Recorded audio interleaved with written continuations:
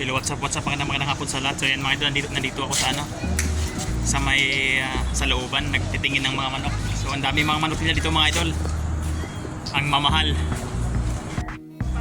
So yan mga idol Yan. Hindi siya matangkad pero ang laki ng katawan. Hindi yan binibinta sa may-ari. Pinapalahi yan para pang sabong.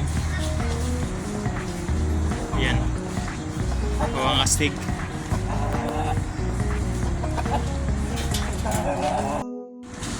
So ayan mga inahin mga idol. So ayan, talisay na pula, binibinta yan mga idol 3,000. So ayan, baka mabili natin yan sa sa susunod na sahod natin. Sino ang tangkad 3,000. Hindi na lugi, ang gandang klase na manok. So ayan mga idol yan, kapatid yan mga idol. Sa ibibinta sa atin sana ng 3,000. So ayan, ang ating manok na nahiram.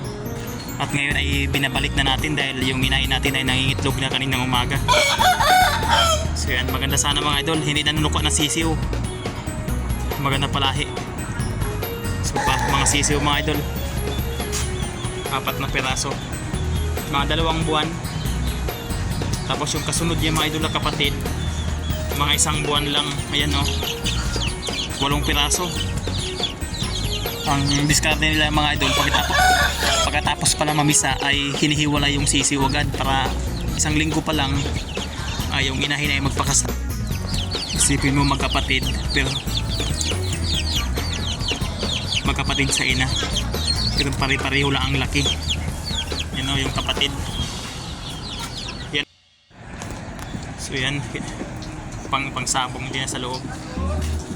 So yan po mga idol magandang manok nila, mga binibreeding 5 piraso.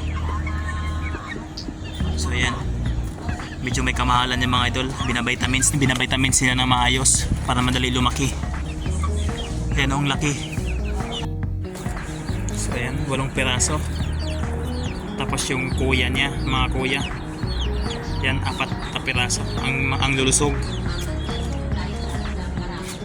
So yan. So yan mga idol, hanggang dito na lang muna, uwi na ako. Babalik na lang tayo pag may pira na tayong dala.